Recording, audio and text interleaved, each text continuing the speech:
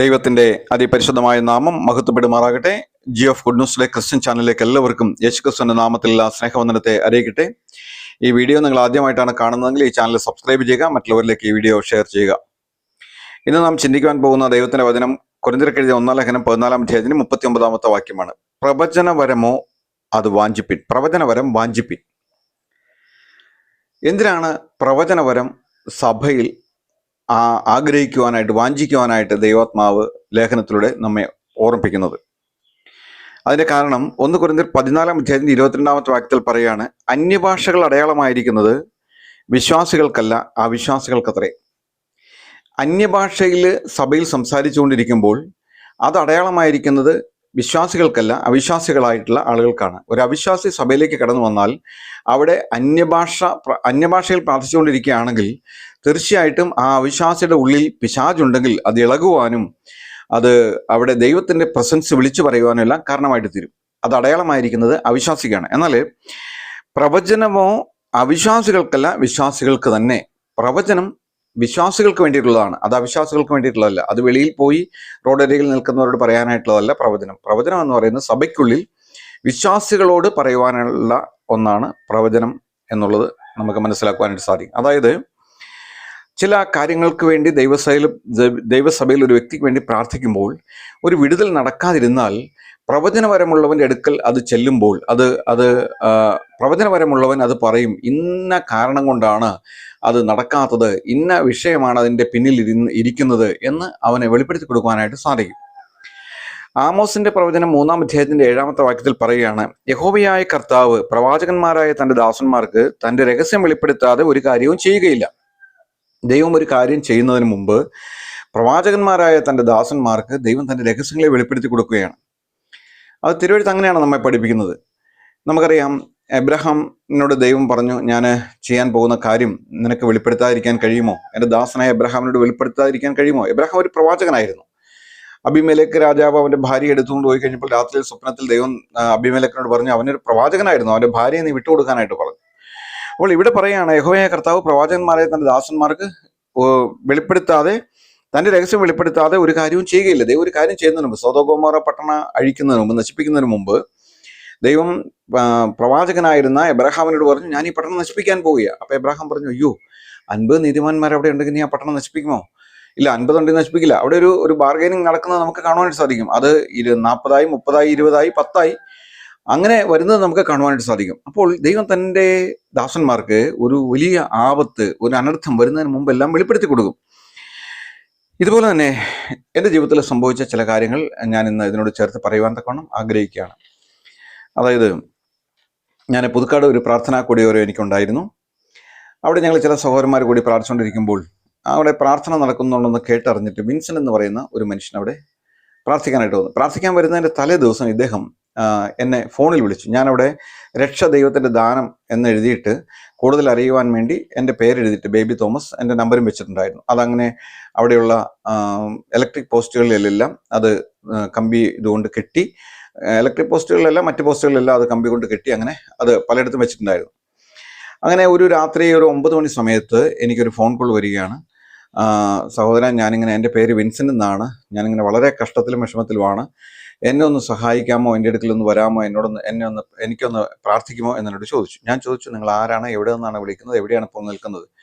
അപ്പോൾ എന്നോട് പറഞ്ഞു, ഞാൻ പുതുക്കാടാണ് നിൽക്കുന്നത്. അപ്പോൾ രാത്രി 9 മണിയാണെന്ന് ഓർക്കണം. ആ പുതുക്കാട് നിന്ന് 15 കിലോമീറ്റർ അപ്പുറമാണ് എൻ്റെ വീട്. അപ്പോൾ ഞാൻ ചോദിച്ചു, എന്താണ് പ്രശ്നം? ഞാനൊരു സമാധാനമില്ലാതെ നിൽക്കുകയാണ്, എനിക്ക് എന്താണ് ചെയ്യേണ്ടതെന്ന് അറിയില്ല. ഞാൻ പറഞ്ഞു, നിങ്ങൾ എവിടെയാണ്, പുതുക്കാട് ശരിക്കും എവിടെയാണ് നിൽക്കുന്നത്? അപ്പോൾ പറഞ്ഞു, കള്ളുഷാപ്പിൻ്റെ അടുത്താണെന്ന് പറഞ്ഞു. ഞാൻ പറഞ്ഞു, കള്ളുഷാപ്പിൻ്റെ അടുത്താണ്? അയ്യോ, അങ്ങനെയല്ല, കള്ളുഷാപ്പിൻ്റെ അടുത്ത് ഞാനൊരു ലാൻഡ്മാർക്ക് പറഞ്ഞതാണ്, അവിടെ അതിൻ്റെ അപ്പുറം ഒരു ബോർഡ് കണ്ടിട്ട് ഞാൻ ആ ബോർഡിലെ നമ്പർ നോക്കിയിട്ടാണ് വിളിക്കുന്നതെന്ന് പറഞ്ഞു. അപ്പോൾ എനിക്ക് അവിടെ പച്ചക്കറിക്കട നടത്തുന്ന ഒരു സഹോദരനുണ്ട്, ജോർജ് എന്ന പേരിൽ, അദ്ദേഹത്തെ പരിചയമുണ്ട്.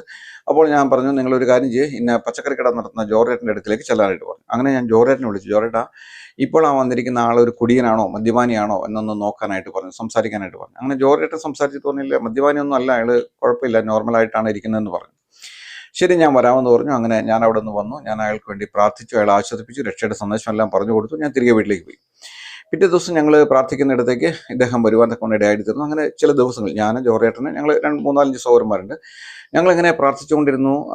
അങ്ങനെ ഇരുന്ന് ഇദ്ദേഹം ഒരു ദിവസം വന്നിട്ട് പറഞ്ഞു, നിങ്ങളുടെ പ്രാർത്ഥനയുടെ ഫലമായിട്ട് എനിക്ക് റെയിൽവേയിൽ ഒരു ജോലി കിട്ടി. ഞാൻ കുറേ നാളുകൾക്ക് മുമ്പ് കോൺട്രാക്ട് ബേസിലാണ് കുറേ നാളുകളായിട്ട് അപേക്ഷ കൊടുത്തുകൊണ്ടിരുന്നതാണ്. ഇതുവരെ എനിക്ക് ലഭിച്ചില്ല.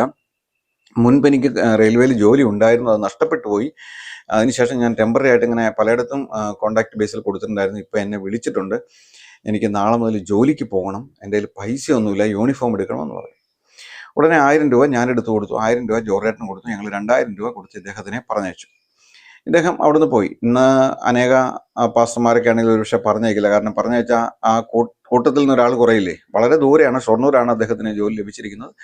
അദ്ദേഹം അങ്ങനെ ഷൊർണൂർക്ക് പോയി. അദ്ദേഹം ഷൊർണൂർ പോയി. ഞാനപ്പോൾ വൈകിട്ട് വിളിക്കും, എന്തായി, ജോലിയൊക്കെ എങ്ങനെയുണ്ട്, കാര്യങ്ങൾ. ജോലിയെല്ലാം നല്ലതായിരുന്നു. ഒന്ന് ഉച്ചയ്ക്ക് അവിടുന്ന് ഞങ്ങൾ പാറാവ് ഡ്യൂട്ടിയാണ് പുള്ളിക്ക്, സ്റ്റേഷൻ മാസ്റ്റർ വീട്ടിൽ പാറാവ് ഡ്യൂട്ടിയാണ്.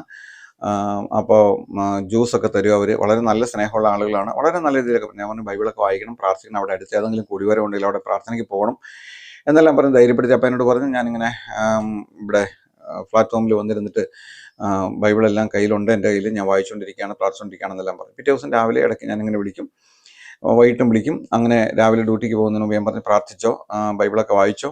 അപ്പം എൻ്റെ പറഞ്ഞില്ല, ഞാൻ പ്രാർത്ഥിച്ച് ഒരുങ്ങിയിട്ട് പോകാനിരിക്കുകയാണ്, ഇന്ന് ഡ്യൂട്ടി ഉണ്ട്, ഞാൻ പോകാനിരിക്കുകയാണെന്ന് പറഞ്ഞു. ഓക്കെ, ശരി, ദൈവം സഹായിക്കട്ടെ എന്ന് പറഞ്ഞ് പ്രാർത്ഥിച്ചു.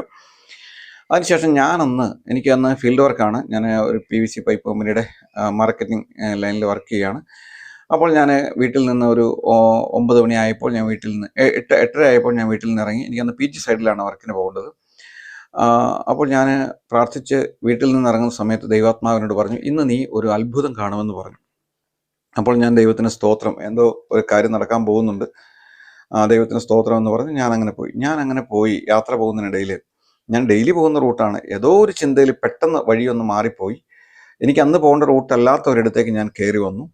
അങ്ങനെ ഞാൻ കയറി വന്ന് ആ റൂട്ടിലേക്ക് പോകേണ്ടതായിട്ട് വന്നു. അങ്ങനെ ആ റൂട്ടിലൂടെ ഞാൻ ചെന്ന് അവിടെ ഞാൻ വിചാരിച്ചു, ഇനി ഏതായാലും ഒരു കാര്യം ചെയ്യാം, റൂട്ട് ചേഞ്ച് ചെയ്യാം, ഈ റൂട്ടിലൂടെ പോകാമെന്ന് വിചാരിച്ച് ഞാനങ്ങനെ പീച്ചിങ് കണ്ണാറയ്ക്കും പോയില്ല. അതിന് മുമ്പുള്ള സ്ഥലത്ത് ഞാനിങ്ങനെ വർക്ക് ചെയ്തുകൊണ്ടിരിക്കുന്ന സമയത്ത് ഞാനൊരു കടയിൽ കയറി. അങ്ങനെ എൻ്റെ ഓർഡർ കാര്യങ്ങളെല്ലാം ചെയ്തുകൊണ്ടിരിക്കുന്ന സമയത്ത് തിരിഞ്ഞു നോക്കുമ്പോൾ അതിൻ്റെ എതിരെയുള്ള ഒരു കടയിൽ, ഓപ്പോസിറ്റിലൊരു കടയിൽ ഷൊർണൂർ രാവിലെ പ്രാർത്ഥിച്ചുകൊണ്ടിരുന്ന മനുഷ്യൻ അവിടെ സർബത്ത് കടയിൽ നിന്ന് സർബത്ത് കുടിക്കുന്ന കാഴ്ച ഞാൻ കണ്ടു. ഞാൻ ഞെട്ടിപ്പോയി. കാരണം 1 മണിക്കൂർ കൊണ്ട് എന്തായാലും ഷൊർണൂരിൽ നിന്ന് ഇവിടെ എത്താനായിട്ട് പറ്റുകയില്ലല്ലോ.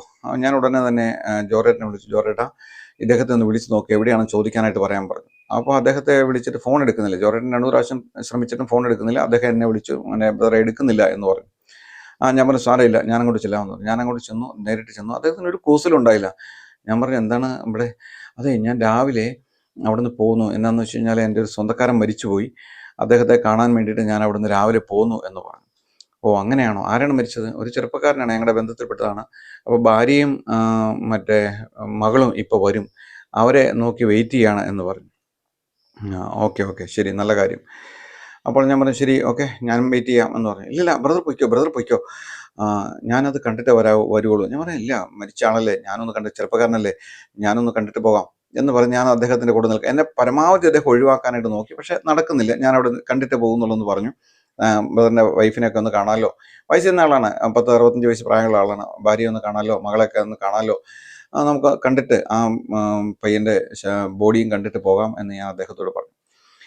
അങ്ങനെ നിന്ന് കഴിഞ്ഞപ്പോൾ ഇദ്ദേഹത്തിന് എന്തോ ഒരു പതർച്ചയും ഒരു തളർച്ചയൊക്കെ അനുഭവപ്പെട്ടു. അദ്ദേഹം എന്നോട് പറഞ്ഞു, നമുക്ക് പുതുക്കാടിന് പോകാമെന്ന് പറഞ്ഞു. ഞാൻ പറഞ്ഞു, നമുക്ക് ഇത് കണ്ടിട്ട് വേണ്ടേ, ശവസംസ്കാര ശുശ്രൂഷ കഴിഞ്ഞിട്ട് വേണ്ടേ പോകാനായിട്ട്? ഇല്ല, അത് നമുക്ക് പിന്നെ പോകാം, പുതുക്കാടിന് പോകാമെന്ന് പറഞ്ഞു.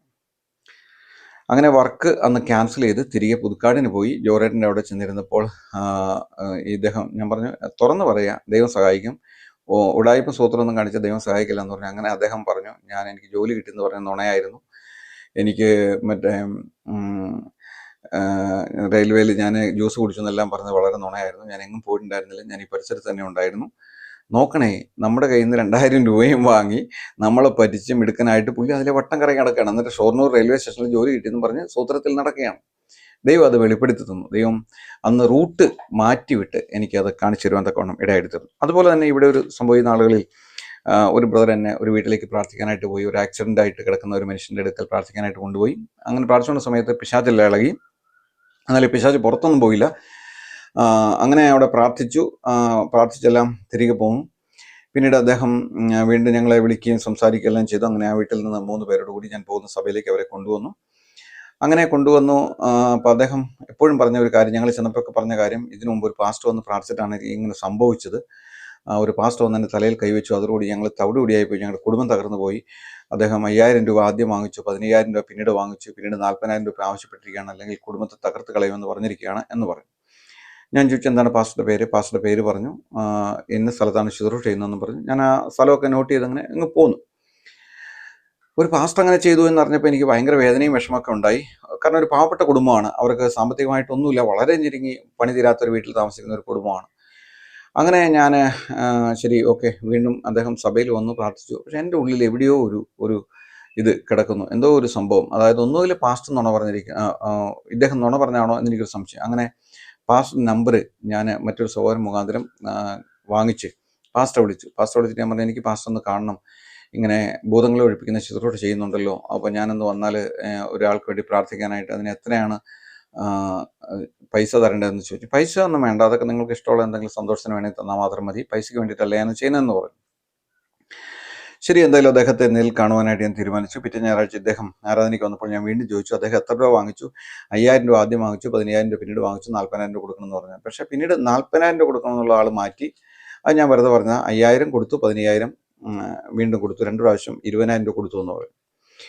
അങ്ങനെ ഞാൻ പാസ്റ്ററുടെ ചർച്ചിലേക്ക് ചെന്നു. അവിടെ ആരാധന നടന്നുകൊണ്ടിരിക്കുകയാണ്. ഞാൻ പാസ്റ്ററെ കണ്ടു, ഒരു ഫോട്ടോ എടുത്തു. അത് കഴിഞ്ഞിട്ട് ഞാൻ പാസ്റ്ററോട് പറഞ്ഞു, ഞാൻ ഫോണിൽ വിളിച്ചോളാം, ഞാനിപ്പോൾ ഇരിക്കുന്നില്ല, ഞാൻ പോവാണെന്ന് പറഞ്ഞ് അവിടെ തിരിച്ചു വന്നിട്ട് ഞാൻ വീണ്ടും ഫോണിൽ പാസ്റ്ററോട് ബന്ധപ്പെട്ടു. പാസ്റ്റർ ഇങ്ങനെ നിങ്ങൾ പൈസ മേടിച്ചെന്നും ഇങ്ങനെ അദ്ദേഹത്തെ നശിപ്പിക്കുമെന്നെല്ലാം പറഞ്ഞ് അദ്ദേഹം ഇങ്ങനെ പരാതി പറയുന്നല്ലോ. എന്നോട് പറഞ്ഞു, ബ്രദറെ അതൊക്കെ വെറുതെ പറയുന്നതാണ്, അങ്ങനെയൊന്നും ഉണ്ടായിട്ടില്ല, ഞാനൊരു പൈസയും വാങ്ങിച്ചിട്ടില്ല, ഞങ്ങളുടെ വീട്ടിൽ പോയി ആൾക്ക് വേണ്ടി പ്രാർത്ഥിച്ചു എന്നുള്ളത് ശരിയാണ്, അതിലപ്പുറം വേറെ ഒന്നും ഉണ്ടായിട്ടില്ല, ആൾ BJP പ്രവർത്തനം എന്തൊക്കെയാണ് എന്ന് പറഞ്ഞു. ആരോ ഒരാൾ നുണ പറയുന്നു. പാസ്റ്റർ ഒരു കോൺഫിഡൻസ് ഇല്ലാണ്ട് പറഞ്ഞപ്പോൾ എനിക്ക് പാസ്റ്ററും സംശയമായി. ഇദ്ദേഹം വളരെ കോൺഫിഡൻ്റ് ആയിട്ട് പറയുന്നു, പക്ഷേ ഇദ്ദേഹത്തെയും സംശയിക്കാതിരിക്കാൻ പറ്റുകയില്ല. അങ്ങനെ ഞാൻ എന്തായാലും തീരുമാനിച്ചു, ഒരു ഉപവാസം എടുത്ത് പ്രാർത്ഥിക്കുക. ആ വിഷയത്തിന് വേണ്ടി ഞാൻ ഒരു ഉപവാസം എടുത്ത് പ്രാർത്ഥിച്ചപ്പോൾ ദൈവം എന്നോട് പറഞ്ഞു, ജാതികൾ തങ്ങൾ ഉണ്ടാക്കിയ കുഴിയിൽ താണുപോയി എന്ന് പറഞ്ഞു. അപ്പോൾ എനിക്ക് മനസ്സിലായി, ഈ രക്ഷിക്കപ്പെട്ട് സഭയിലേക്ക് രക്ഷിക്കപ്പെട്ടിട്ടൊന്നുമില്ല, ഈ വന്നുകൊണ്ടിരിക്കുന്ന മനുഷ്യനാണ് നുണ പറഞ്ഞതെന്ന് എനിക്ക് മനസ്സിലായി. അങ്ങനെ അന്ന് ആ ഞായറാഴ്ച അദ്ദേഹം സഭയിൽ വന്നു കഴിഞ്ഞപ്പോൾ ഞാൻ പതുക്കെ ആരാധനയെല്ലാം കഴിഞ്ഞപ്പോൾ ഞാൻ മാറ്റി നിർത്തിയിട്ട് പറഞ്ഞു, സത്യം പറയണം, ഇതല്ലേ നിങ്ങൾ പൈസ കൊടുത്തു എന്ന് പറഞ്ഞ പാസ്റ്റർ എന്ന് ചോദിച്ചു. ഞാൻ ഫോട്ടോ കാണിച്ചു കൊടുത്തു. ഇത് തന്നെ എന്ന് പറഞ്ഞു. ശരി, ഈ പാസ്റ്റർക്ക് നിങ്ങൾ എത്ര രൂപ കൊടുത്തെന്നാണ് പറഞ്ഞത്? ഞാൻ ആദ്യം 5000 പിന്നെ 10000. ആളുടെ അനുജൻ കൂടെ നിൽക്കുന്നുണ്ട്, അമ്മ തൊട്ടപ്പുറം നിൽക്കുന്നുണ്ട്.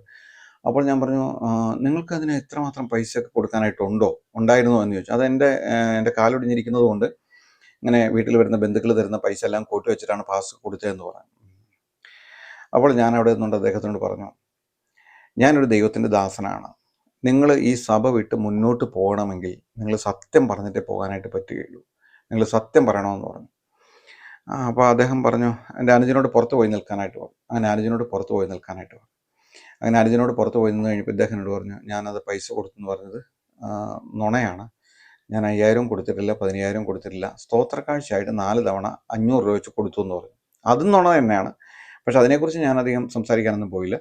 ഞാൻ ഉടനെ അനുജനെയും, പാസ്റ്റർ ആ സമയത്ത് അവിടെ ചർച്ചിൽ ഉണ്ടായിരുന്നില്ല, പാസ്റ്റർ വൈഫിനെയും വിളിച്ചിട്ട് അവരുടെ മുമ്പിൽ വെച്ചിട്ട് ഞാൻ പറഞ്ഞു, നിങ്ങളുടെ മുമ്പാകെ ദൈവം സാക്ഷി, ഇദ്ദേഹം പൈസ കൊടുത്തിട്ടില്ല എന്ന് ഇപ്പോൾ പറഞ്ഞിരിക്കുന്നു എന്ന് പറഞ്ഞു.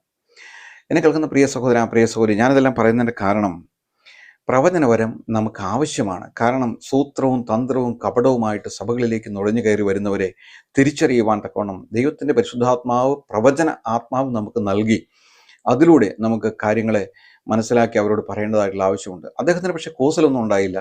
ഞാൻ ഒരു കാര്യം കൂടി ദൈവം എനിക്ക് വെളിപ്പെടുത്തുന്നു. ഇദ്ദേഹം ഒരു ബൈക്ക് ആക്സിഡൻറ്റിലാണ് ഇദ്ദേഹത്തിൻ്റെ കാലെല്ലാം ഒടിഞ്ഞു പിരിഞ്ഞത്. അപ്പോൾ ഞാൻ ഇദ്ദേഹത്തോട് ചോദിച്ചു, ഈ ബൈക്ക് ആക്സിഡൻറ്റ് നടക്കുന്ന സമയം നിങ്ങൾ ഒരാളെ ഉപദ്രവിക്കാനായിട്ട് പോവുകയായിരുന്നില്ലേ എന്ന് ചോദിച്ചു. അപ്പോൾ അദ്ദേഹം എന്നെ നേരിട്ട് നോക്കിയിട്ട് പറഞ്ഞു, അതെ എന്ന് പറഞ്ഞു. എത്രയോ അത്ഭുതകരമായ നിലയിൽ ദൈവം നമുക്ക് കാര്യങ്ങളെ വെളിപ്പെടുത്തരും. പ്രവചനവരം നമുക്ക് ആവശ്യമായിരിക്കുന്നത് സഭയിലുള്ളവരോട് സംസാരിക്കാൻ വേണ്ടിയിട്ടാണ്. എന്നാൽ അന്യഭാഷ അവിശ്വാസികളോട് സംസാരിക്കാൻ വേണ്ടി അടയാളമായിരിക്കുന്നത് അവിശ്വാസികൾക്കാണ്. അതുകൊണ്ട് പ്രവചനവരം നമുക്ക് വളരെ ആവശ്യമായിരിക്കണം. ഇന്ന് നമ്മൾ അധികം കേൾക്കുന്നൊരു വാക്യമാണ്, ഞാൻ നിൻ്റെ വാലല്ല ഞാൻ നിന്നെ തലയാക്കും, ഞാൻ നിൻ്റെ വാലല്ല തലയാക്കും. എന്താണ് ഇതിൻ്റെ അർത്ഥം? ശരിയായിട്ടുള്ള അർത്ഥം യെശയ്യാപ്രവചനം 9-ാം അധ്യായത്തിൻ്റെ 15-ാമത്തെ വാക്യത്തിൽ പറയുന്നുണ്ട്, മൂപ്പനും മാന്യപുരുഷനും തന്നെ തല, അസത്യം ഉപദേശിക്കുന്ന പ്രവാചകൻ വാല്. ഒരാൾ വാലായിരിക്കുക എന്ന് പറഞ്ഞാൽ അതിൻ്റെ അർത്ഥം അവൻ അസത്യം ഉപദേശിക്കുന്ന പ്രവാചകനായിരിക്കും, ദൈവവചനത്തെ അഴിച്ചു പഠിപ്പിക്കുന്ന ഒരു കള്ളനായിരിക്കും, ഒരു ദുരുപദേഷ്ടാവായിരിക്കും. അവനാണ് വാൽ എന്ന് പറയുന്നത്. എന്നാൽ മാന്യപുരുഷനും മൂപ്പനുമായിരിക്കുന്നവൻ തലയായിരിക്കും, അവൻ ഉയർച്ച തന്നെ പ്രാപിക്കുമെന്ന് തിരുവെഴുത്ത് നമ്മെ പഠിപ്പിക്കുന്നു. അതിൻ്റെ ആവർത്തന പുസ്തകം 22-ാം അധ്യായത്തിൻ്റെ 13-ാമത്തെ വാക്യത്തിൽ പറയാണ്, ഞാൻ നിന്നോട് ആജ്ഞാപിക്കുന്ന നിന്റെ ദൈവമായ യഹോവയുടെ കൽപ്പനകൾ കേട്ട് പ്രമാണിച്ച് നടന്നാൽ യഹോവ നിന്നെ വാലല്ല തലയാക്കും, നീ ഉയർച്ച തന്നെ പ്രാപിക്കും, താഴ്ച പ്രാപിക്കൽ. എന്നെ കേൾക്കുന്ന പ്രിയ സഹോദര, പ്രിയ സഹോദരി, തലമുറയിൽ ദൈവത്തിൻ്റെ വിശ്വസന്മാരായിട്ടിരിക്കുവാൻ, സത്യസന്ധരായിരിക്കുവാൻ, മാന്യന്മാരായിരിക്കുവാൻ ദൈവം ഈ വചനങ്ങളാൽ നമ്മെ ഓരോരുത്തരെയും സഹായിക്കട്ടെ. കർത്താവിൻ്റെ വലിയ നാമം ഇന്നും എന്നേക്കും വാഴ്ത്തപ്പെടുമാറാകട്ടെ. നമുക്ക് പ്രാർത്ഥിക്കാം. ഞങ്ങളുടെ സ്വർഗീയ നല്ല പിതാവായ ദൈവമേ, ഈ പുതിയ ദിവസനായിട്ട് അടിയങ്ങൾ അങ്ങേ സ്തുതിക്കുന്നു. കർത്താവേയും ഞങ്ങൾക്ക് വെളിപ്പെടുത്തുന്ന ഉപദേശ സത്യങ്ങൾക്കായിട്ട് അടിയങ്ങൾ അങ്ങേ സ്തുതിക്കുന്നു. കർത്താവെ, വചനം കേട്ട മക്കളൊക്കെ അനുഗ്രഹിക്കണമേ കർത്താവ്. വിശ്വസയോടുകൂടി സഭയിൽ പോകുവാൻ, ആരാധിക്കുവാൻ നിന്റെ ജനത്തെ നീ ഒരുക്കണമേ കർത്താവെ. അങ്ങയുടെ ആരായിരിക്കുന്ന ദാസന്മാർക്ക് വേണ്ടി പ്രാർത്ഥിക്കുന്നു. അവരെയൊക്കെ സഹായിക്കണമേ. ദൈവകൃപയിൽ അവരെ സൂക്ഷിക്കണമേ. ദുഷ്ടനകലാപ്പെടാവുന്നവരെ കാത്തോളം പ്രാർത്ഥിക്കുന്നു. വചനം കേട്ട മക്കളെ അനുഗ്രഹിക്കണം. വിശേഷമായി ചാനൽ സബ്സ്ക്രൈബ് ചെയ്തിരിക്കുന്ന ഓരോരുത്തർക്കായിട്ട് പ്രാർത്ഥിക്കുന്നു കർത്താവ്. അവരെയൊക്കെ അനുഗ്രഹിക്കണമേ കർത്താവ്. അങ്ങയുടെ നാമത്തെ മഹത്വപ്പെടുത്തണമേ. അവിടുന്ന് പ്രാർത്ഥന കേട്ടതിനായിട്ട് സ്തോത്രം. മഹത്വപ്പെടുത്താട്ടെ. യേശുക്രിസ്തുവിന്റെ വിശുദ്ധമായ നാമത്തിൽ തന്നെ. ആമേൻ. ആമേൻ.